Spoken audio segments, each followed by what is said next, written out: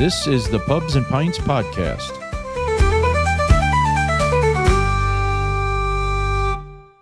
This podcast encourages open conversations where guests freely share their views.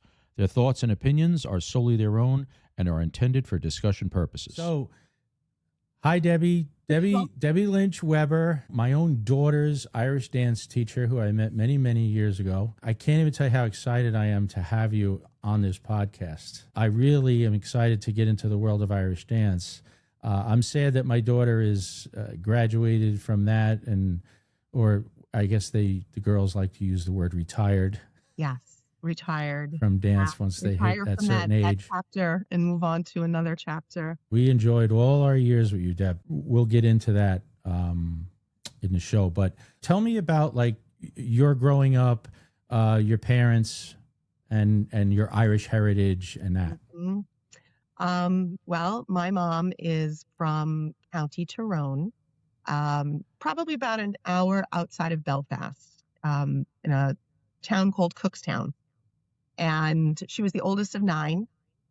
When she was 16, my great aunt, her aunt Nora, asked my grandfather if she could bring my mother out to the States. She was my godmother, but my great aunt came out and went to school and became a cosmetologist and opened up her own hair salon in the upper part of Manhattan in the Inwood section. So she brought my mom out just, to give her more opportunities and put her through Wilfred Beauty Academy. And then my mother started working side by side with my Aunt Nora. Later on, met my father, who was born and raised in Inwood. His family, it's funny, I did like a whole ancestry.com during COVID, and I knew a lot about my great grandmother's side, but not my great grandmother's side, not a lot about the Lynch side. And I only just recently found out through somebody who messaged me on Ancestry that my great great grandfather's name was Redmond Lynch, and he came from County Galway. So my father became an NYPD officer, and my parents met in a bar in Inwood. And my mother said that it was the capital of bars. Inwood had so many bars. Do you remember the bar that it was? I want to say Gary Owens. I could be wrong. Okay. But I know my mother spoke a lot about Gary Owens' bar. I'm pretty sure it was Gary Owens. And my uncle bartended at many of them. So they kind of, went from bar to bar. But she met my father, and they got married. They moved to the Bronx, just over the 207th Street Bridge, I believe. Yeah, it's the Fordham section there. Yep. Mm-hmm. Yep. And they had me. And when I was about a year old, they moved out to Long Island because my great aunt Nora had moved out to Farmingville. And my mother, being that my great aunt Nora became a kind of a motherly figure to my mother when she was here, when she was 16, my mother followed her out here to Long Island. And they moved to Center Reach. So very good. So you've been out there a while now. Yes. Yeah. For me, 50 years here in the Center Reach area.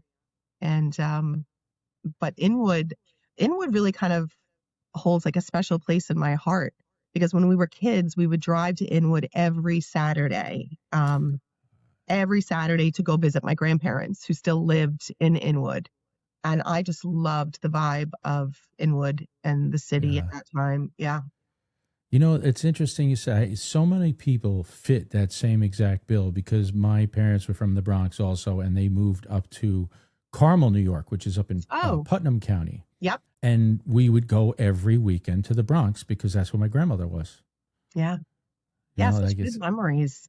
Yeah. Yeah. Yeah. They were very, very much Irish neighborhoods. Have you ever, speaking of Inwood, though, have you ever seen, there is a YouTube video. It's either Goodbye to Glockamara or Farewell to Glockamara. I've heard of it. I think I did see it years and years ago. My mother and father were watching it, and I believe they were talking about it. You Yeah. should watch it again because I will. that's like the 1960s, I think, when that was filmed. And it just, I mean, it's really like a snapshot in time, Yeah. you know, how it was back then. So Gaelic different. Park. Yes, that's where my first fesh was, Gaelic Park. Oh, really? Mm-hmm. Yep, the first fesh I ever danced at was Gaelic Park, and Dunwoody, which the seminary was up That's the there. seminary, yeah. Mhm. Yep. That's Those in were- Yonkers, I think, right? Correct. Yeah. Yes. Yeah. Yeah. Wow. That's Good great. times. Yeah. So very how Irish did you get in? What was the first thing that got you into the Irish step dancing world? Well, when I was 6, we had very, very close neighbors who lived adjacent to us. We had joining backyards, and in the backyard we had a gate, and the Russos, great Italian family. My mother grew very, very close to them. Obviously, my father was working and commuting into the city every day. My mother wasn't working when we were younger. She was home and became good friends with Mrs. Russo. Mrs. Russo came over. I remember the day she came in through the back door and said, "Marie, I just saw this ad in the newspaper. They're putting on some sort of Irish festival not far from here." And she said, Johnny and I, or Johnny was her husband, will take you and the girls if Billy's working. So it ended up being a fesh at Balls Hill in Farmingville, and I still have very, very vivid memory of being there. It was a hot day because it was, I believe, August at the time, and looking across the fields and seeing a platform with people just jumping up and down. And I mean, I was 6, so my recollection of certain things isn't that strong. But then I remember my mother taking me by the hand and going up to a table, and there was a little old lady sitting there, and my mother said, "How can I get my daughter to get involved in this dancing?" And the woman said, "Oh, are you local? Are you from around here?" And my mother said, "I'm only 20 minutes away. I live in Center Reach." So the woman said, "Well, there's only one place we would recommend that you go to, and it's the best place for beginners, for proper dance skills, and a good foundation, and that is Jerry Mulvihill."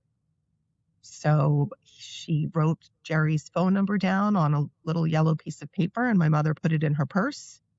And I remember walking around the rest of the day, hearing the music, loving the music, being very, very bewildered, I guess, by the lack of arms.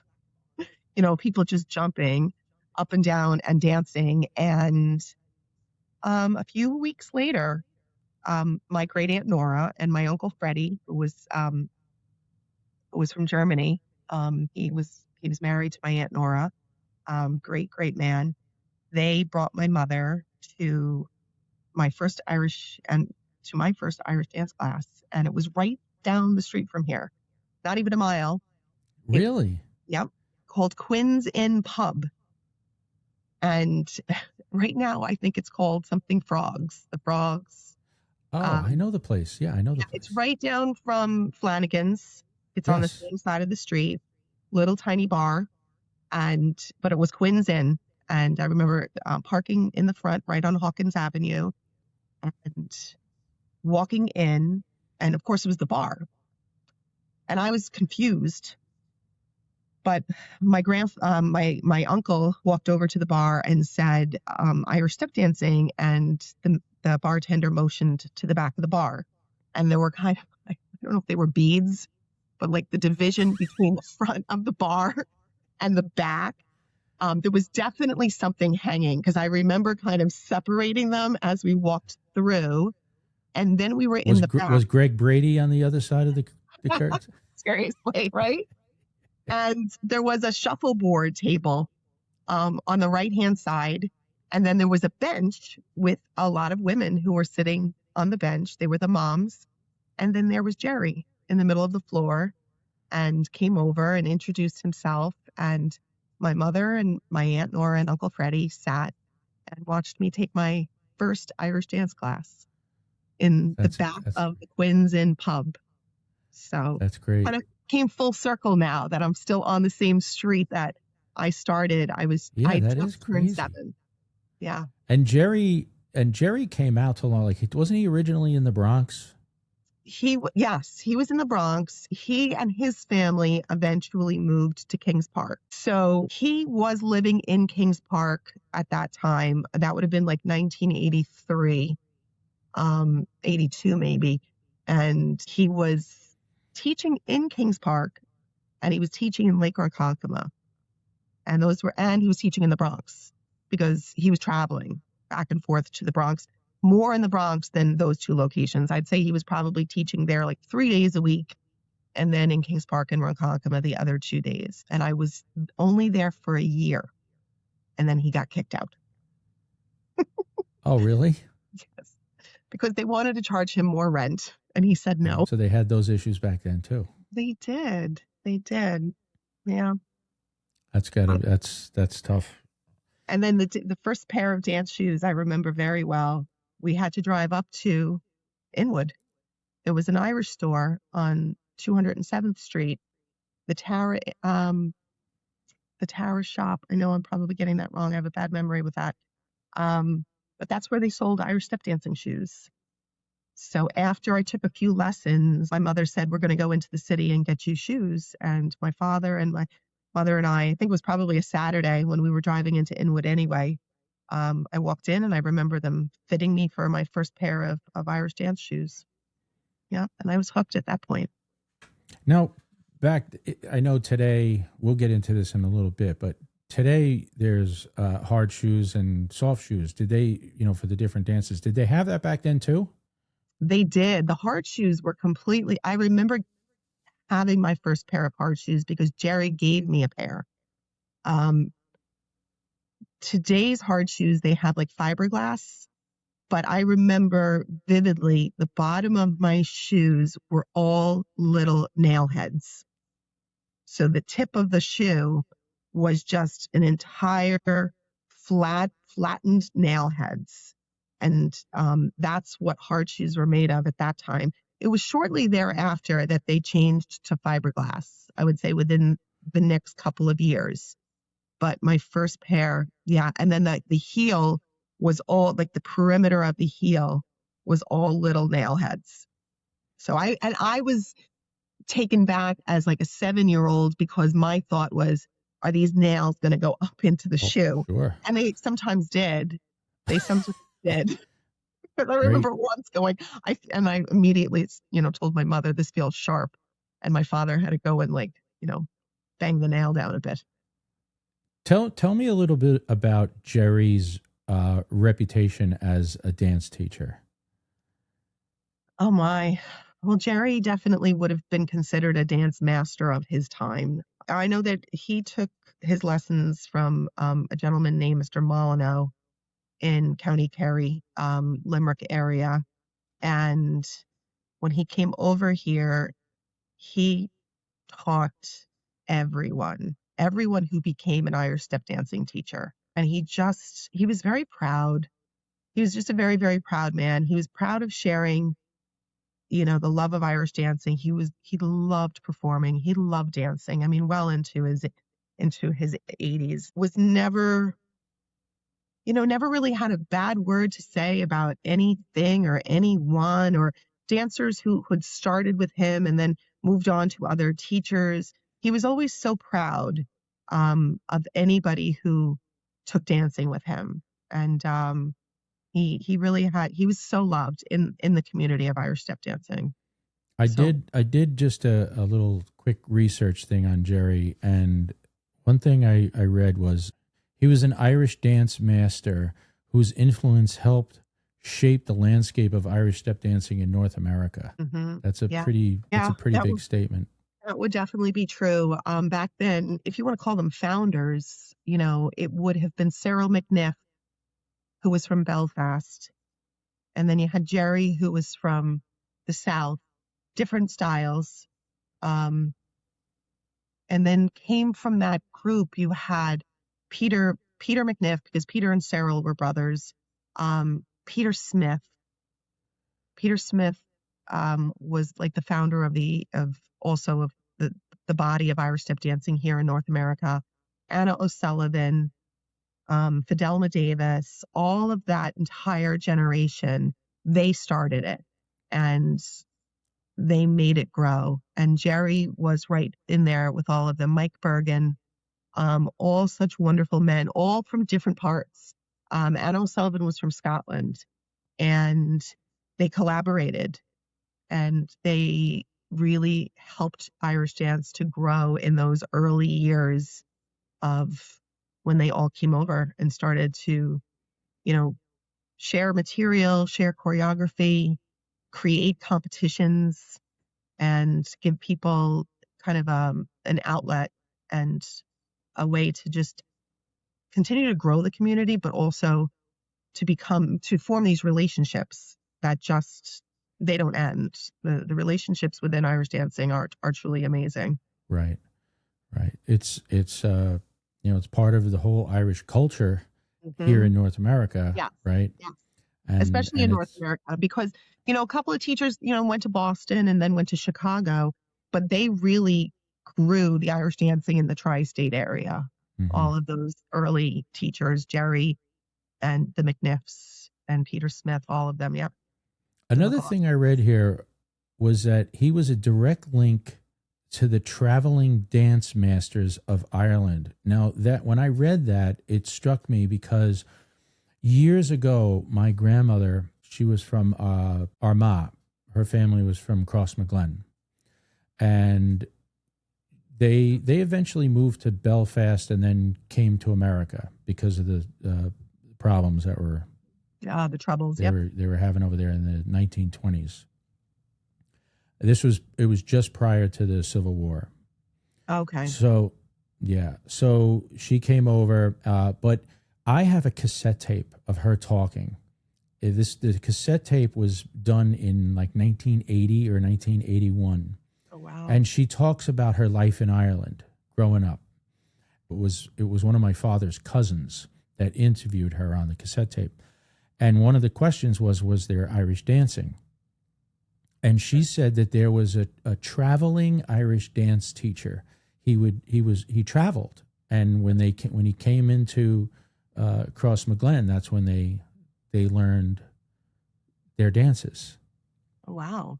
And so when I read this little piece on Jerry, it said he was a direct link to and it's in quotes, the traveling dance masters. And I wonder if that was a thing. I was wondering if you knew anything about that. There are definitely traveling dance masters. That I'll be honest that the history of Irish dancing is so bare. Like, there's not enough history, not enough people who documented what happened. And it kind of gets frustrating over the years because you hear bits and pieces, but then you don't really know what's accurate, what's not accurate. Names get confused, but there were traveling dance masters. Who they were, I know that Molyneux was one of them, and Jerry went to Molyneux. So it could very well be that he was. He never said anything to me, but like sometimes like I regret now not asking him more. Like when I started teaching with him, I was like 19, 20 years of age, like just a kid who was like, thinks they know better than everybody else and didn't really have any true appreciation for like the history behind it. And by the time I really did start asking Jerry more detailed questions, like at that point, his mind had started to kind of go a bit. And I regret not asking and like documenting everything. Yeah. Say, oh, I got this hornpipe from so-and-so back in Ireland. Like the so-and-so part, he told me, and it just went in one ear and out the other, so I kind of am angry at myself for not going, who taught it to you? Where were they from? I know today there's two versions of the Blackbird, which is a traditional hornpipe set dance, and I only knew one version, and you have to know that version to compete or take your teacher's exam. And when I had started to study for my teacher's exam, I was going to Patsy McLaughlin had a class in New Jersey for potential teachers, and Jerry had taught me a Blackbird. So one day she told everybody, let's do the Blackbird. And I start doing a completely different version than everybody else.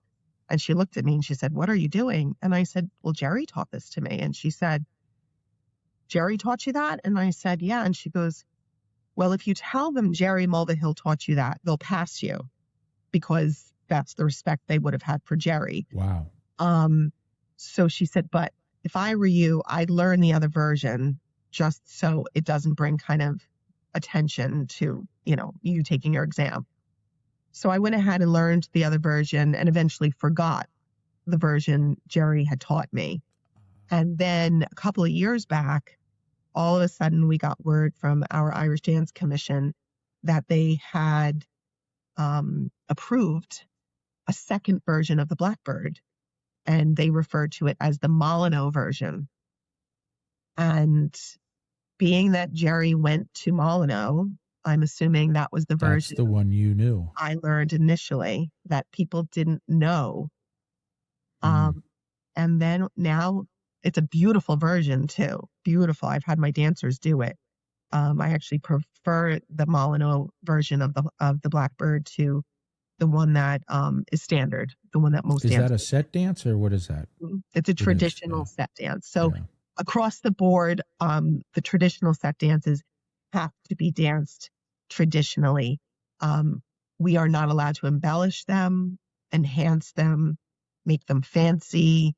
They have to be like exactly the same. For instance, like in St. Patrick's Day, there's a section where you could very easily click your heels. You're not allowed to click your heels because back then there were no clicking of heels. Like the clicking eventually became an enhancement. And if you go to take your exam today, or you go to a competition in which you're required to dance a version of a traditional set, and you do something like that, you would be, your marks would be deducted for enhancing something that shouldn't be enhanced. Wow. So I like that aspect of it because it does keep the tradition in what the dance masters taught. And I think what happens over the course of the years is the dance masters would have taught something, and then competition obviously makes people want to find a way to make things better and look better. So they started embellishing things, and the tradition was lost in that process. You mentioned before that Irish dancing has really evolved over the years. Mm-hmm. And even from what I've seen from, like, Tara and I, when we got married, we had Irish step dancers at our wedding. So that was 1998. And the dancers, I couldn't tell you what school they were from. There were 3 dancers there. But even the dresses they wore then are different than what the dresses they wear today. The dresses were more simple, and it seems like today they're more elaborate. The hair, simple, and now with the wigs and everything, very, very elaborate. Dance, it sounds like at one point it was more of an athletic activity, and now it seems to be with the dance. I'm sorry, with the dresses and the hair and the makeup and everything. It's almost become pageantly. I don't know if that's a word. Yep. So it's kind of going from traditional to modern. I'm not saying it's a bad thing, but it is more of a modern thing of today. So what are your thoughts on that? I feel like Irish dance, from when I would have seen my first pictures of it, absolutely has evolved every decade. When I look at pictures back of Jerry's group, they were black and white photos, maybe in the 50s and 60s. Like you said, dresses extremely plain, the skirts very long. Gentlemen at that time wore kilts. And then you moved into the 70s and the 80s, and the dresses, you could see the enhancement of more Celtic embroidery on the dresses. When I started teaching, that was obviously after Riverdance had kind of come onto the global scene, and the dresses then became more colorful. When I was dancing and you picked a dress, say when you got to that championship level, and you were going to go for what they called a solo costume, they eventually started calling them fancy costumes because that's kind of what they became. But you would only pick the primary colors of what was available, like black, royal blue, purple, red, green, and they were velvet. And there was no difference. It was just you picked a color and somebody hand embroidered the Celtic knotwork. When I started to teach, that's when the fabrics started to change. It was no longer velvet, and the skirts got a little bit shorter. So instead of being on your knee, they were like an inch above your knee. And the color, the fabrics were like more of a gabardine, and gabardine had much brighter colors. So now you were seeing people come out in competitions with pinks and brighter blues and yellow. And then the costumes evolved a little bit after that to everything was a soft, flowy skirt to like a stiff skirt. And then they started to use fabrics that were shiny and shimmery.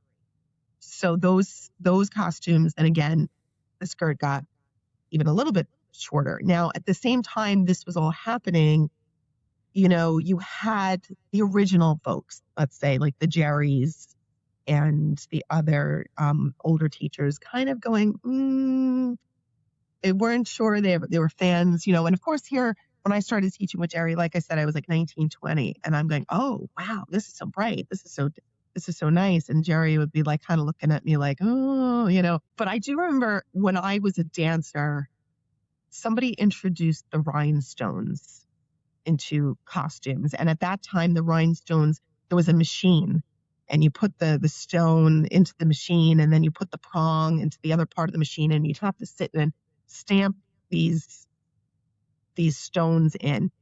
And within a few months, they passed a rule that no more stones. They didn't want stones on the dresses. And this would have been the people trying to preserve the tradition. And I remember standing out in a Oireachtas waiting to do an 8-hand, and my dance teacher running over with a spoon and telling everybody that we had to rip our hair pieces off because we only at that time had stones in our hair pieces, or maybe they didn't want them in the hair pieces.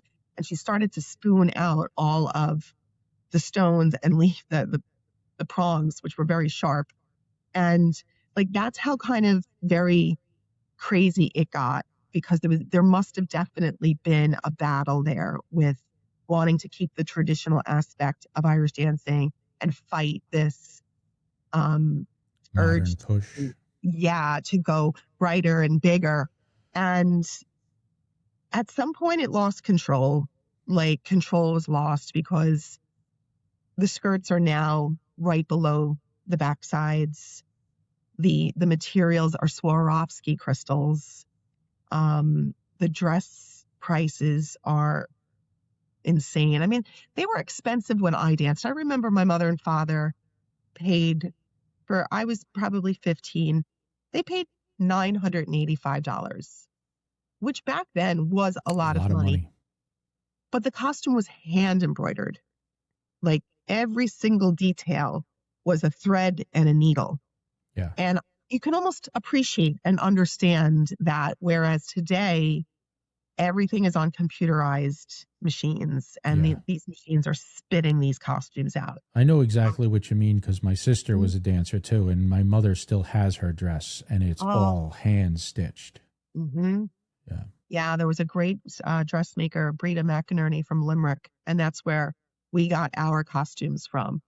And I just remember as a kid just staring at them and running my finger along the Celtic knotwork and thinking, wow, this must have taken forever, because you even appreciated as a kid that every single stitch was hand done. Right. And then eventually it just became machine, and the dresses just became almost too much. So they've tried over the last few years to, implement rules and fabric rules. You can't have your collarbone showing, and you can't have a sleeveless costume, because Riverdance kind of was pushing that. Push the envelope. Yes, that's where girls were coming out with dresses that didn't cover everything, and there are rules in place that we can't have collarbones showing. Costumes have to come up, and sleeves have to be. They can be lace, but there has to be some sort of fabric underneath it. So Riverdance kind of really pushed like a theatrical look, Yeah, which moved away from the tradition, right? it The did. traditional. Theatrical look, I'd say, is fine for a theatrical stage, Right. but Okay. when you're teaching traditional Irish step dancing to children, and then they're going to, feshes to compete, because that's part of the tradition. I mean, feshes have always been a tradition. I think at times there's been too much emphasis placed on the look, and we've kind of lost that it's about the dancing, and it's about the rhythm and the timing and the footwork and the posture. And the costumes have just, some of them are beautiful. Some of them enhance, a dancing style very nicely. But I think the cost of them has become prohibitive. If Yeah. perhaps the costs weren't so high, and I would like to see the theatrical ones staying on a theatrical stage and seeing a little bit more tradition on a competition The stage. competition side. Mm-hmm. Yeah. So with the dancers wearing the skirts a little bit higher now, I only know this from being a dance dad, call it. Mm-hmm. Now some of the girls really have those athletic thighs, like you can tell. Mm-hmm. So from a judging standpoint, do judges like if there's two dancers and you see that one is actually stronger than the other, does that give them a little bit more like, I want to see how this plays out? I would say yes. The legs are a very, very big part of, I guess, what your impression of a dancer would be. Um, Muscle tone. That's also the evolution of dance, in the sense that back when I danced, everything was close to the ground. Your trebles and hard shoe were close to the ground, and your jumps were close to the ground. At some point during this evolution of the last 30 years, the everything has become bigger. The jumps have become bigger. The kicks have become bigger. When you treble, you bring your legs up towards your backside. You don't keep them on the ground like I would have, or even generations before me. It's a completely different style of dancing, in the sense that you have to be like physically stronger, physically healthier. Agility is something that, and again, if you're talking about the competition side of things, not just coming to dance for the pure love and enjoyment, but if your goal is to see yourself succeed on a competition stage, um, those kind of outside things like agility, um, strength, stamina, that all comes into play now. The bigger jumps, the bigger lift will obviously tire a dancer out sooner.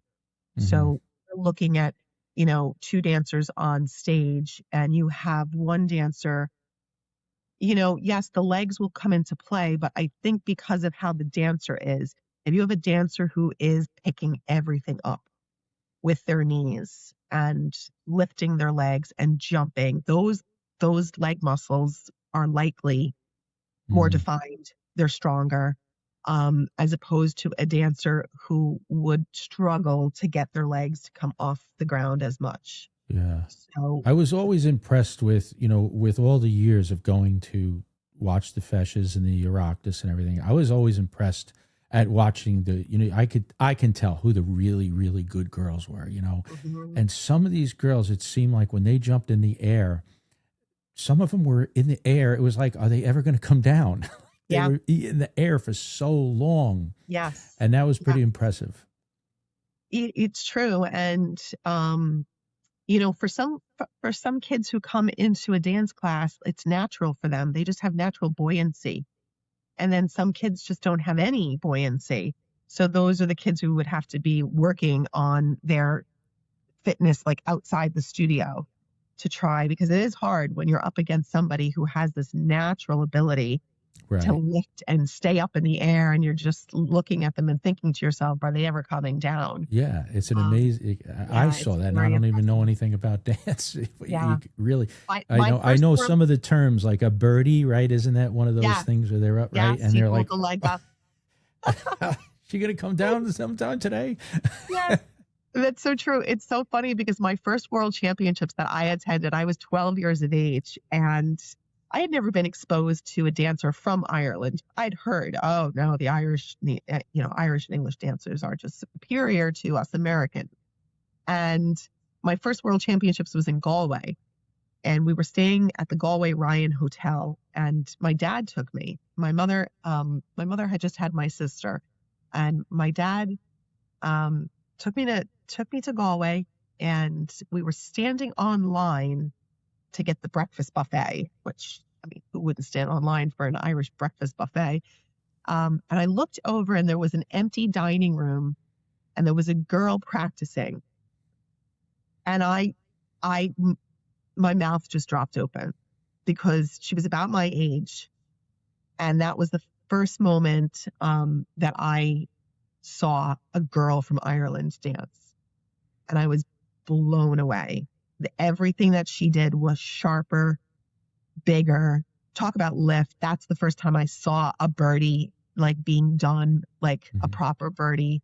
And I looked at my girlfriend and I was like, who is that? And my girlfriend said, she's in your competition. She won last year, the Worlds. And I thought, that Oh, was the worst person to actually see the first time ever, oh, wow. going over as like, kind of a Yeah, but you know what? ignorant. When you see something like that, that's if you have competitive nature. Now you have it's like a goalpost, and you Yeah. know where you need to get to, Yeah. right? It was in I that think that's moment. healthy. Yeah. That I was like, wow, everybody was right. Yeah, Everybody would say, don't go over to Ireland thinking you're going to do just as well as you do here in New York because it's a yeah, different ball game over there. And at that moment, that hit me. I was like, wow. yeah. Now, here's a question I have for you. So, throughout my years of watching and going to the shows, I remember always being told, particularly at like Oireachtas, no videotaping. You're not allowed to videotape. Meanwhile, people they'd be holding their phones like this and all like this. Mhm. But Yeah. no videotaping. And that to me, it actually bothered me because I remember saying, well, then how do you like, it'd be great to have that great dancer who is up there. So now you can actually watch something and you couldn't even find it on YouTube or anything because you weren't allowed to videotape anything. Yeah. So, but now they have, what is that, Fesh TV, and now everything is recorded. So when did that change happen? Because that makes sense to me. Now you can look. Was it like a fear that somebody would steal somebody else's Yeah. choreography? Yeah. So it was always about, I would have to say that dance teachers by nature were always very territorial about their choreography. And, um, there were certain teachers who were well known for amazing choreography, and they would put it out at the world championships. And then, you'd watch, and then everybody would be like, oh, there's a new move. That was the evolution. There's a new move. There's a new move. There's a new move. And then everybody would run home and, you know, up the ante on their choreography. So that definitely had to play into the whole no videotaping. They didn't want anybody having any kind of video of choreography. Whatever you saw in the hall on that day, you needed to put into your brain. Like, they didn't want anybody to see it on repeat. I guess when I was a young teacher, there was a push to allow videotaping because people became, people who were moms and dads were like, especially the older teachers were like, I have nothing to see my child dance. Like they're 18 Exactly. now. That's another point I was And thinking. I never got a chance to watch. To now, I can't look back and see them dance at their first bash. And the rule was adjusted that you could videotape in the beginner and the advanced beginner categories because nobody's stealing that kind of choreography. Like a beginner step, beginner steps, and usually passed down from one teacher to another teacher. So you may have a school in Connecticut who has the same beginner steps as a school in New Jersey because those two teachers went to the same dance master and just shared the material that they were taught. So that was fine.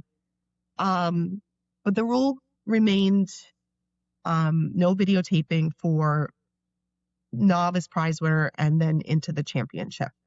And you're right, like critiquing video is a great way to improve. So you would do it in your dance class, I'll take a video, especially as technology got better. We had the big camcorders. I used to tell my dad, come into the basement with the camcorder, videotape, and then I'd kind of dissect what I thought I could do better. That was really our only opportunity. Social media changed everything because people were then they would be taking a video of their dancer in their dance studio, or a dancer was taking a video of themselves and posting it. And if the teacher didn't care whether or not the material was being put out there, they left it. So now everybody just started this kind of trend on sharing themselves on Instagram, mostly Instagram, because that's what kids were using was Instagram. Us old people were using Facebook, and kids were using Instagram. So there was just a lot of discussion about it, a lot of discussion about, not being too afraid to share choreography or to show choreography. And then there was the argument, child protection. We can't be, posting other children and videotaping other people, because then there was like, well, how about people can videotape their own child, say. But the argument was, well, they're on stage with another dancer, so they could be videotaping the other dancer. And there was that, that territorial threat that they had. The gentleman who created the Fesh app, which is a music app, they started that a few years back.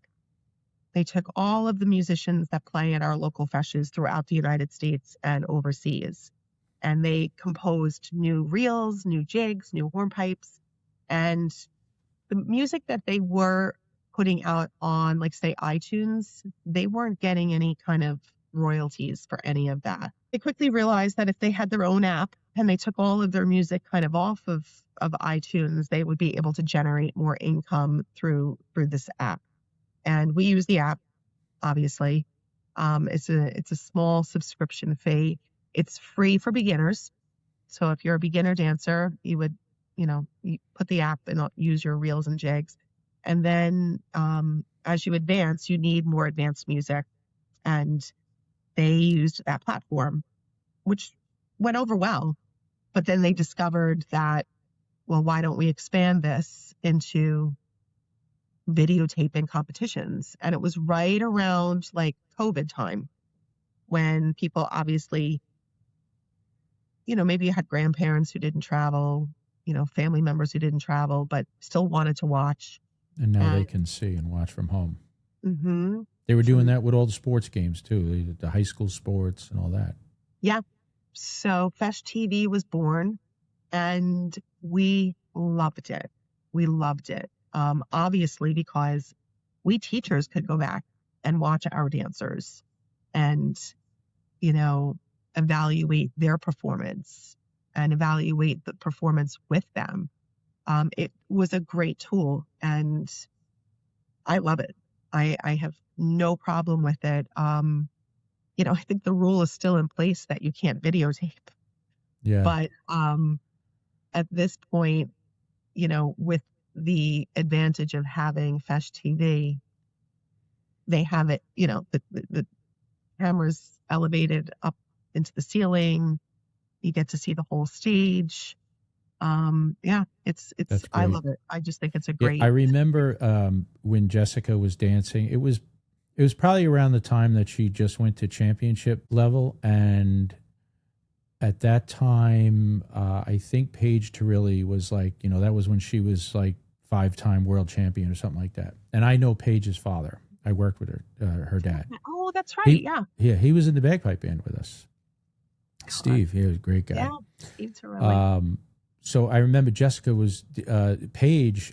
She had put on maybe it was an Instagram or something like that. And I remember like that was the first time you're sitting there watching like an incredible dancer, and you're like, so that's what you need. You need that video. And it was just like that was the only one. I think she might have danced at a wedding or something. She put it on something. I don't even remember, but I remember Jess was watching it.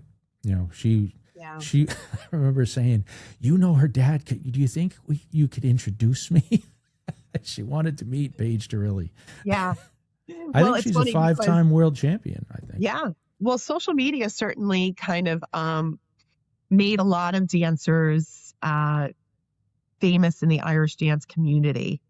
The people did become very, younger dancers and dancers who aspire to be good. All of a sudden, these children were becoming kind of like little superstars in their own little Irish dance community, all through social media. Mm-hmm. Yeah, social media. Yeah, Paige Terrilli would have definitely been somebody that everybody, wanted to. I remember going with Maggie somewhere, and some little girl came up to her and said, "Can I have your autograph?" And Maggie was like, "What?" And I said, "That's sweet. But it's definitely, I had to kind of smack her around and say, I don't get your, you're not that important, girl. It's Irish dancing, So. I guess it would be a good time to say that. I've watched Maggie, your daughter, dance, and she was an absolute, that's one of the girls that you want to watch like that level. And I'm not just giving you, no. I mean that. I really mean no, it. Thank you. And I know that everybody says it to you, but it's the truth. Well, I was always amazed by her too. She was definitely plus she had a look better than I was. Right? She had she's got the red hair and remember, wasn't she on the cover of Irish Dance magazine or something like that too? Yeah, and the red hair, like she just really had that. Yeah, Maggie had and still has a lot of passion for Irish dancing. That's great. And yeah, so I'm glad that she was able to enjoy doing it. Does your son Liam dance at all ever anymore, or does he? Oh, only in a bar if he's bribed to. We went to Dublin last year. My cousin got married in Westport, and it was a family vacation we had never ever been on. And knowing that my son was graduated from college, and eventually the kids go their separate ways. It was our last kind of maybe family vacation, and we took them to Dublin for the last 3 days of our trip and went into a bar, and of course music was flying, and I said, "Come on, just get up there and start dancing." And he was like, and then my daughter was like, "I'll buy you a pint if you get up and dance." And that was it. He was up there dancing. Well, a shout out, holding his pint. A shout out to him right now too for serving our country.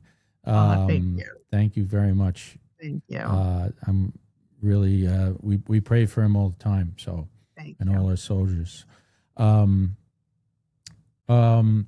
So I know I was talking to you before about March being a very busy time of the year for probably all Irish dance schools, and you made the reference that you're on like this carousel, and there's only like a small part of the year that the carousel stops a little bit, but What's your favorite part of it? It's kind of like, I love the I like living in New York because I like the Four Seasons. So using that analogy, are you on the carousel? What's your favorite part of the carousel? My favorite part is honestly, I think it's the fall. It's preparing for the Oireachtas, which is the qualifying event for the World Championships. There's just such excitement and there's like electricity in the air. And, when we're coming into the close to Thanksgiving weekend, just to see the improvement in the kids from their 3 months of training, like, goosebumps, that euphoric feeling. I love that part of the year because you can really see the dancers' progress because it is intense. It's, 7 days a week of dancing. It's going to a lot of dance competitions. It's a time where a lot of them will also get their new costumes for that event. Right. So there's excitement about the debut of a new dress.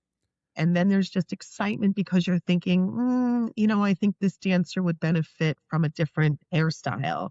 Like that's kind of like what you said about the pageant side Yeah. of Irish step dancing. There, the good and the bad. The good part of it is, yes, you can have fun with it and get excited about it.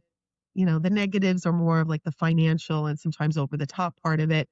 But that would definitely be my favorite time of the year. I just think because the relationship I grow with the kids is the strongest because we're together so much. Yeah. And that's an exciting part of the year for me. Yeah.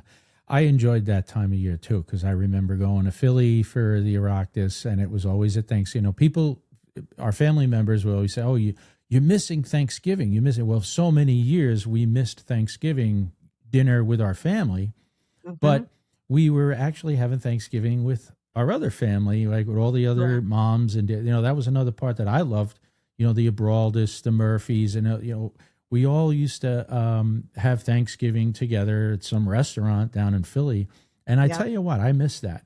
I mean, I love having Thanksgiving at home again, but that was a great time in our lives. We always think back to that and going down to Oireachtas. And I remember driving down the Jersey Turnpike, and I'm guilty for this because I'm the one that always instigated, but I would always start playing Christmas music at that time. It's a little early for Christmas music, but we're driving down to Oireachtas and I'd be playing Christmas music. That's so funny. We actually would play it on the way home. Like the Oireachtas was over and now it was Christmas. And now you're playing on the way. So, there you go. It's the same. Yeah. Yeah. That's funny. Yeah. Yeah. I think too, because the relationships that Irish dancing forms is one of the really special aspects of Irish dancing. If you take the competition out of it, the people who get involved in Irish dancing are truly good people, good families, so supportive and loving of their children. And that's the one thing over the last 30 years that has so easily been recognizable is how much these children are loved by their parents. I mean, it takes a lot to have to bring them to fesh after fesh or class after class and go through the highs and lows with them, because obviously with competition, there's great highs and there's really low lows.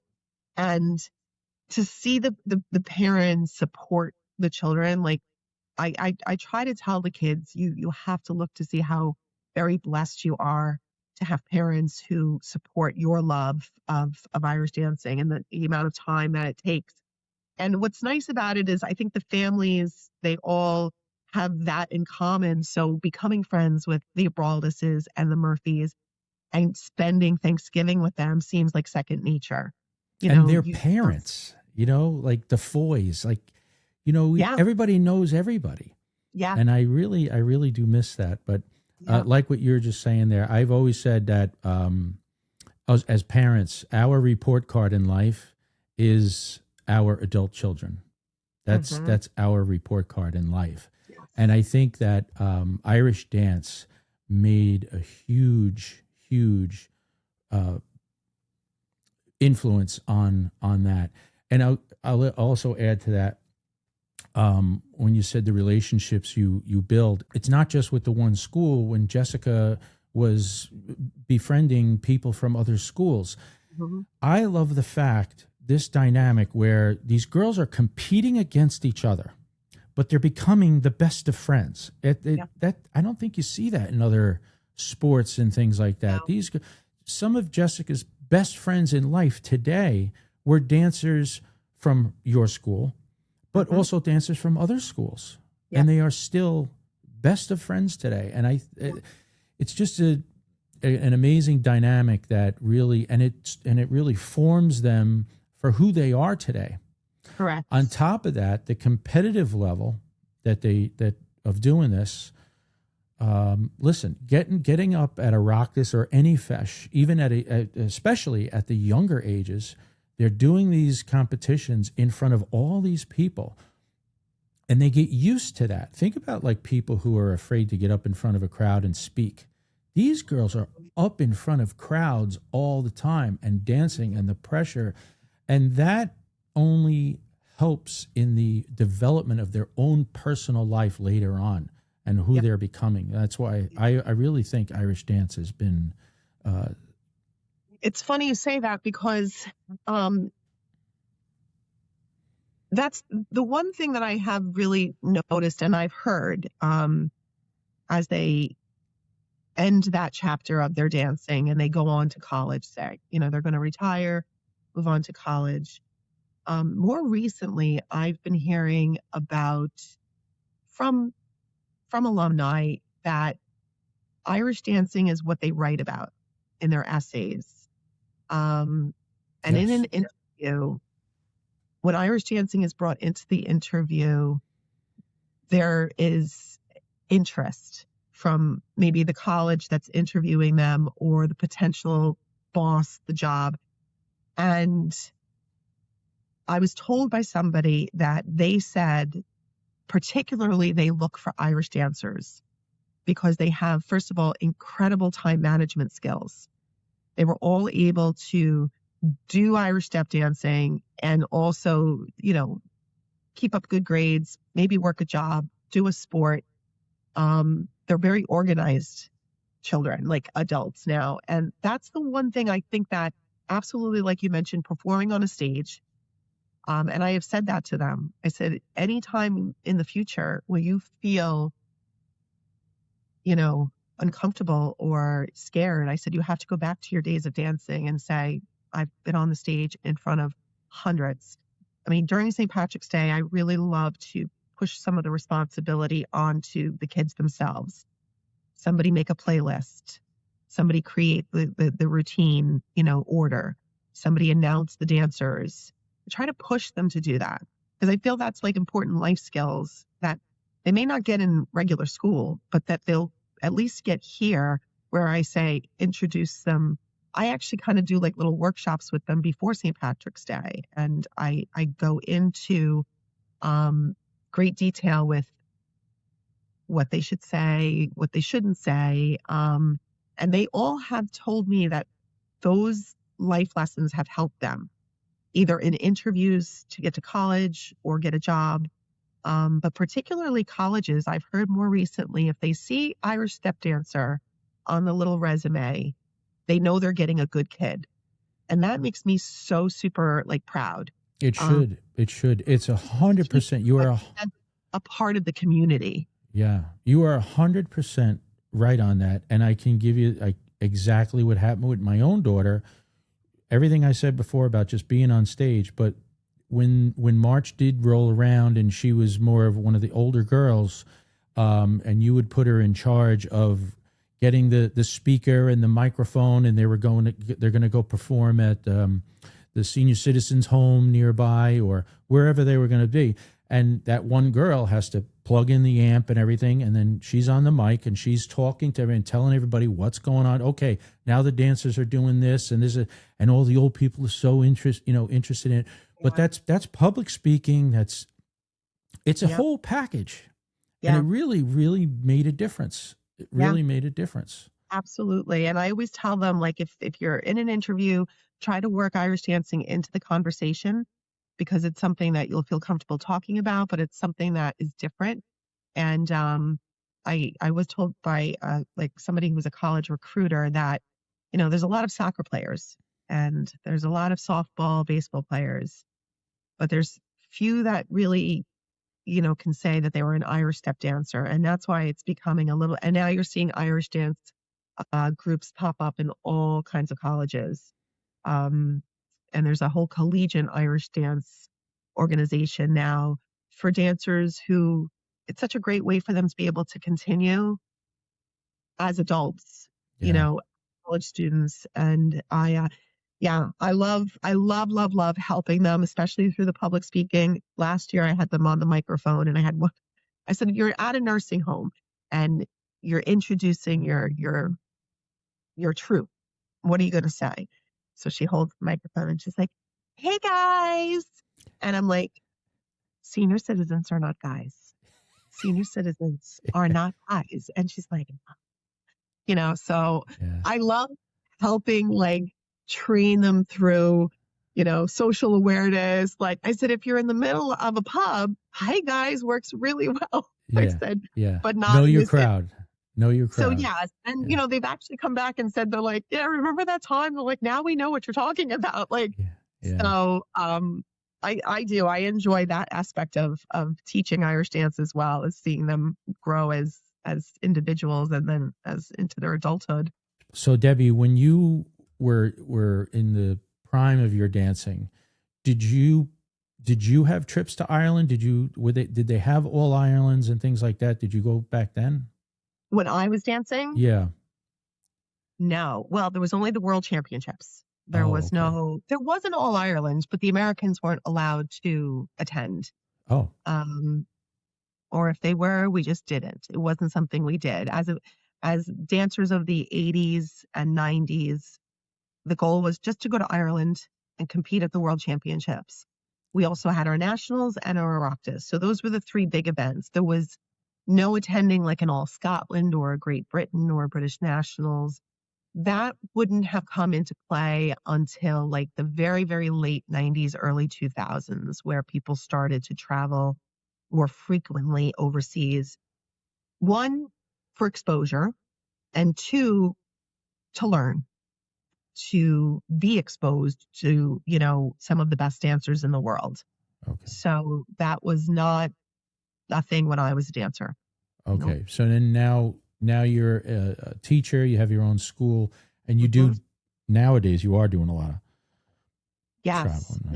Yeah. When I became a teacher, that's when it was very popular to go to the All Ireland and the Worlds, even though they were only weeks apart. And then eventually we made quite a few trips to the All Scotlands. That's one of my favorite competitions. Back in the early days when I would have been bringing like Heather Monahan, it wasn't held in a big city like Glasgow. Today it's held at the Royal Concert Hall in Glasgow. It's so, such a premier event.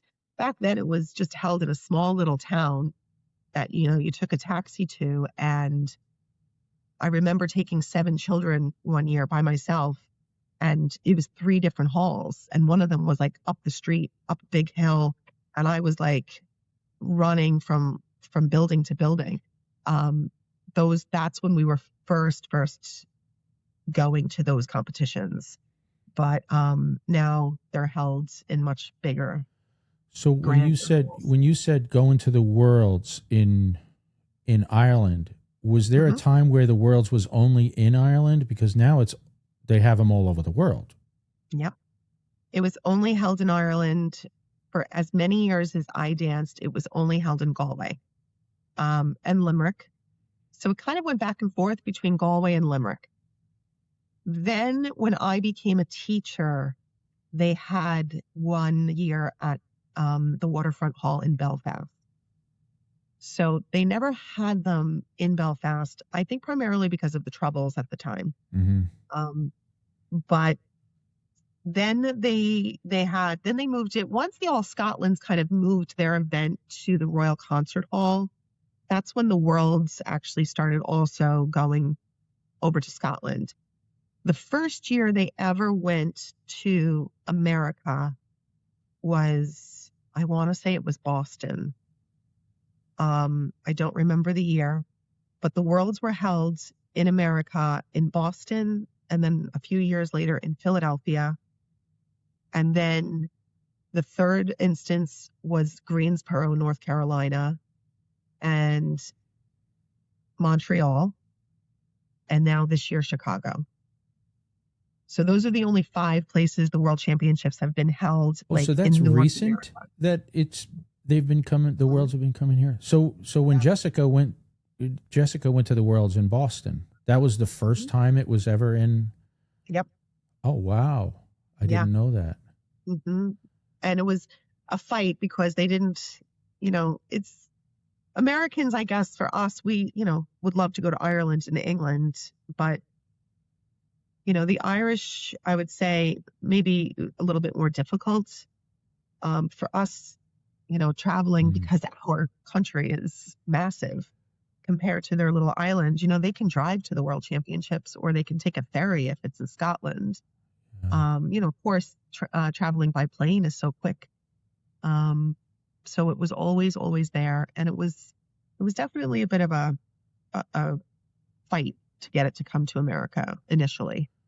Yeah, so I went to the one in Boston there, and I could tell you right now, one of the things that I remember the most, there's two things I remember most about that competition. One was for the Kaylee dance that Jessica was dancing in, you had created a retro dress, like it was an older dress for that competition.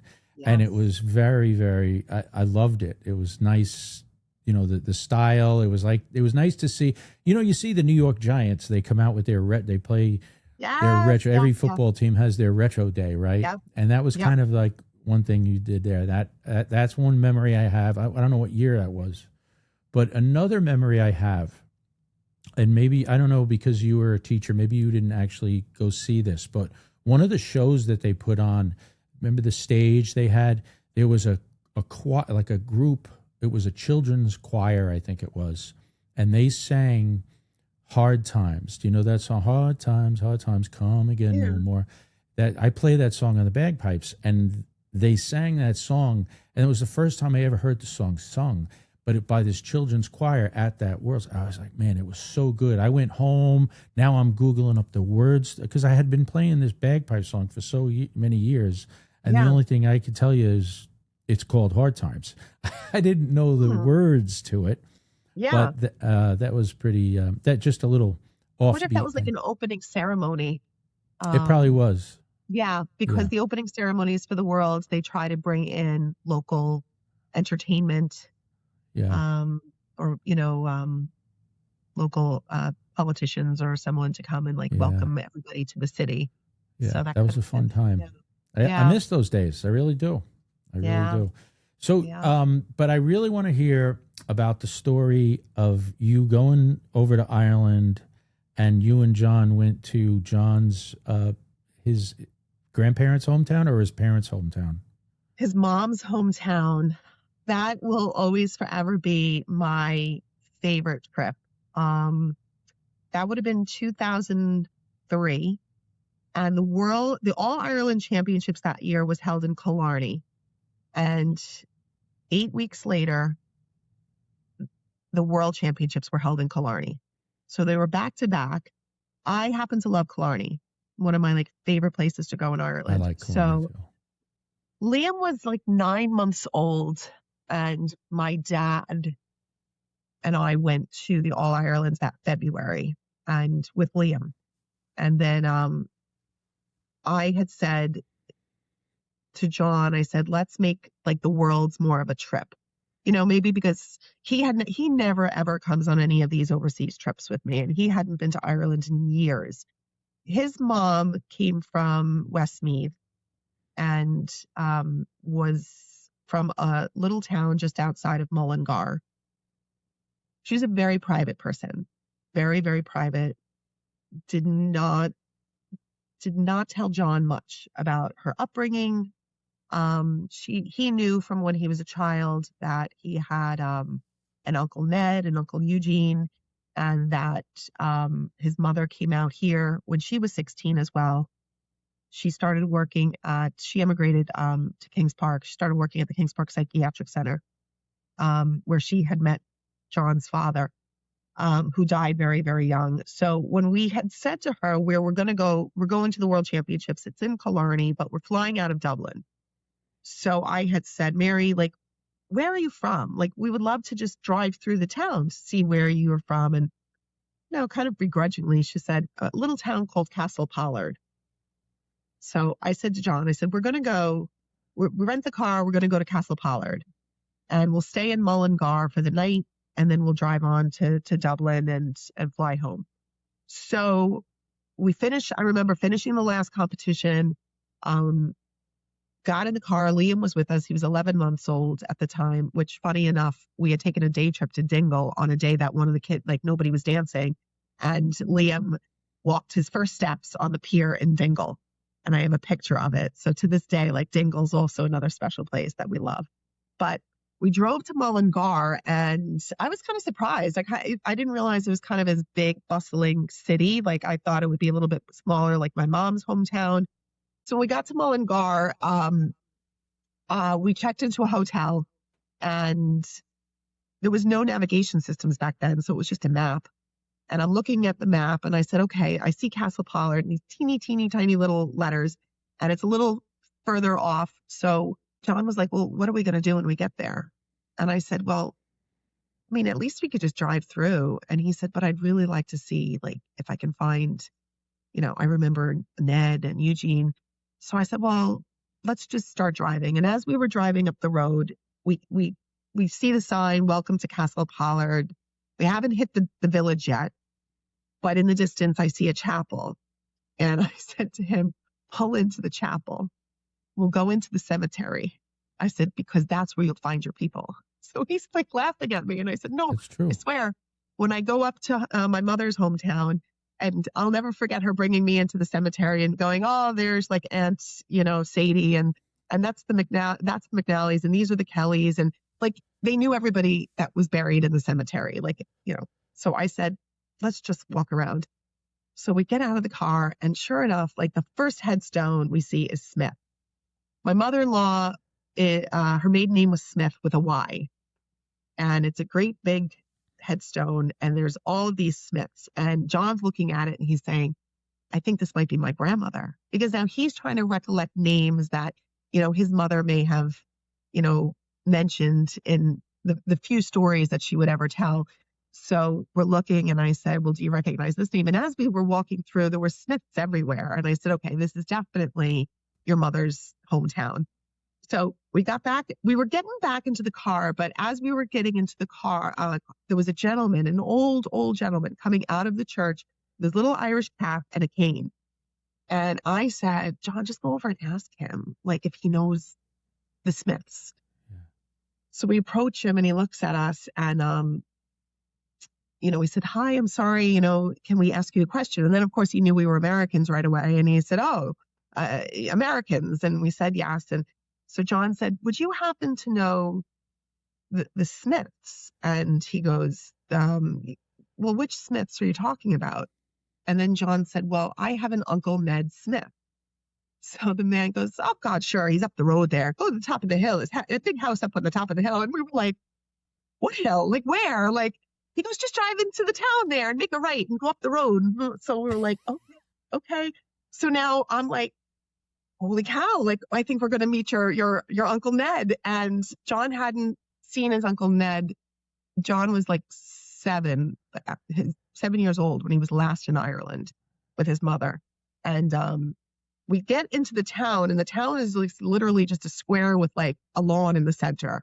The post office, the spar shop, another chapel, and then off to the side is this tiny little road. So we start going down the road, and sure enough, we see this house at the top of the hill. And I said, okay, let's try this house. And we go up the road, and, little pebbles, and we pull into the front. And I said, well, I'll stay in the car with Liam, like, go knock on the door and see if anyone answers. So he gets out, and it is the most nervous I've seen John in his life. He's like excited but nervous. So he's knocking on the door, and there's no answer. And I'm going, oh, hope we didn't get all the way here, and there's like nobody. So he said, I'm going to go around the back. I said, okay. Well, he was gone for a while. So I'm thinking, okay, he has definitely met someone. And he went to the back door and knocked on the back door, and his aunt, Rita, opened the door and immediately knew it was John, because he was the spitting image of her son, Danny. Wow. Like John's cousin. So like, I still get goosebumps, because she opened the door and she said, you're Marion's son. And he said, Now, my mother-in-law didn't call herself Marion. She called herself Mary. So he immediately got a little, because in Ireland, the names like, Yeah, they my change. mother's given name is Anna. Her middle name is Marie, but we only know her as Marie, right? Very So, and common. yes, the middle name was always like the prevalent name. But so he said, Marion. And she goes, Mary Weber. And then he said, yes. So she was just so like overcome with emotion. And then Ned was up in the fields tending to the cattle. So she said, come in, come in. So he said, well, I have my wife and my 1-year-old in the car. And she said, come in. So we went in and we were there for hours and That is hours. Liam was great. laying, sleeping on the couch. And that's where he reconnected with his family. We went back to New York and told Mary that we had met her brother and reconnected. And the following year, we put her on a plane and sent her back. And she hadn't been back in years. Wow. And the relationship that she grew with her brother over that time, it became just such a beautiful thing. It was obviously there's always like a little bit of a struggle with families, falling outs or whatnot. Yeah. And maybe that's why she was very private and quiet about it.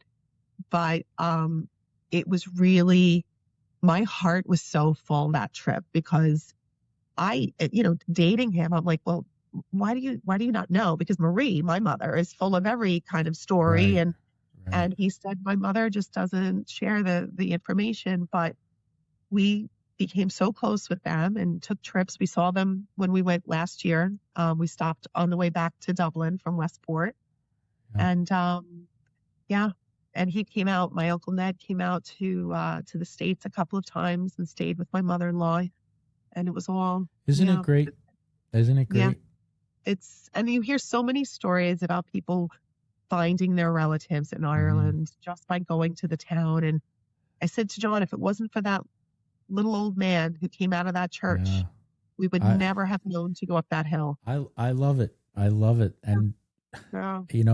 Deb, if I've never told you my story, and it would be an entire probably three episode podcast, but I have a pretty interesting story myself. But maybe it'll be a podcast someday. I'm not sure. But It should be, Tim. It should be a podcast. I should get your Absolutely. mom on the podcast.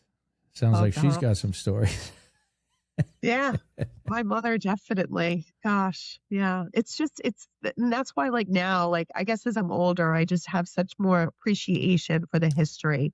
Yes. And doing That is- Ancestry.com just really brought me into wanting to know everything about where my family came from. Yeah. That's come up in the podcast a few times, particularly because as we get older, we are definitely more interested in finding out our past and knowing, being able to connect all the dots. Mm-hmm. And Yep. as even a younger adult, it's just not there. Your mind is preoccupied with so many other things. But what's come up a few times on the podcast is going to Ireland to visit. Sometimes there's now that I've been going to Ireland since I'm young, but now when I go over and you want to connect those dots and stuff, you do come across some younger folks in Ireland that almost find it offensive that you're there trying to find this kind of stuff out. Where if you talk with somebody that's older, then they're all come in, but Yes. but there is definitely something there. I've seen it a few times, where I feel like I have eyeballs looking at me, or they're rolling their eyes when I say, oh, my, they even did a skit like that on Saturday Night Live. The guy comes, oh, my grandmother's first cousins once removed was from Ireland. I'm Irish, there's a whole skit on that. Yes. But, I think it's important for us to keep our culture alive. And I mean, I do have family members in Ireland, so it's a little bit different for me. But I know that does exist for people where they don't want. Some people don't want to share, in a way. No. Yeah, I guess everybody's circumstances are definitely different. Yeah, it's all different. But It's all yeah. different. So one more thing, Deb, we're going to hit on a final question. And I've been trying to do this with all my guests, and it's kind of a history-based thing. So a lot of times I ask, give me a piece of history about Ireland that most people wouldn't know. But in your case, tell us a piece of history or folklore about Irish dance that is not widely known. Well, I mean, like I said earlier, there's not much history on Irish step dancing, or I would say like accurate history, just things that we've heard. But one of the most common things we're asked is, why do Irish dancers keep their arms down by their side when they dance? And of course, that was what I wondered when I was 6 and thought it was kind of strange that they were jumping up and down and there was no movement in the upper body. So through my travels and in speaking with people and listening to different dance teachers, even my own dance teacher, answer this question when I was a child, when I was at shows, there were 3 specifically different folklore about it, and I'm not sure which one is true. So I usually tell everybody the third one, and that gets the best laughs. But the first one was that it had something to do with the British oppressing Ireland, and that the people in Ireland at night would celebrate, in their homes, and because they didn't want the British soldiers who were marching by to see them dancing or celebrating, they would keep their arms down. I have no idea. I don't even remember who told me that, but I did hear that. That's the one I've always heard. I've always heard that myself. So that was one that I heard. Later on in my teens, I had heard that Pope didn't like dancing, that it would have looked too seductive. I'm not even I have no idea again where that would have come from, because that almost doesn't really make sense to me. But that the Pope frowned upon using arms. But then I'm thinking, wouldn't the Pope frown upon all kinds of dancing? That's the first I heard of that one. Yeah. So that I kind of always threw to the side, because I never thought that was accurate. But the third one that I tell people when we're at shows that seems to get the best laugh is that pubs in Ireland are far too crowded, so you have to dance with your arms down by your side because you can't move them because the pubs are too crowded. So that usually gets the best response, but yeah. I'm sure it has something legitimately to do with the British oppression. Yeah. Back very long time it's ago. The one that makes the most sense, but I do like the pub one too. Yeah. It's that one question though that I know you frown probably every time you get that question, because you're an Irish dance teacher now. It's kind of like, what's the question? I'm gonna put this on you. What do you think the question I get all the time as a bagpiper? About your kilts? What do you wear under your kilt? I was just gonna say, I don't want to say that's the question. Yes. I am sick of. I am sick of. What do you wear under your kilt? And the answer that I always give that gets the best laugh is socks. Oh, that's perfect. That's perfect. Oh my goodness. But with that, Deb, we'll end the show. I really appreciate it. This was a lot of fun. It was great to hear. I love hearing all about the dance and the history, and it's good to document this kind of stuff, I agree. Yeah, I agree. And you even said before you wished you had asked questions a long time ago. It's too bad there weren't podcasts back then. Exactly. Or proper video cameras, or where we have our recital this weekend, and we have a gentleman doing a slideshow, and he said, "Do you have videos of Jerry dancing?" And I said, I probably an old VHS that is all warped and fuzzy, and that's kind of the sad part about it. We are very lucky today to have the technology to when we're older, be able to look back and see things. Well, I really appreciate Appreciate it, Deb. If you know anybody else, like I would interview other teachers. If you know somebody that watches this and maybe they'll like to be on the show too, let me know. Yeah. Or anybody that likes to talk about, these are conversations we would have if we were sitting at a pub and having a pint together, like, oh, what happened, what happened at a rock this last week or something, it's all fun Exactly. stuff.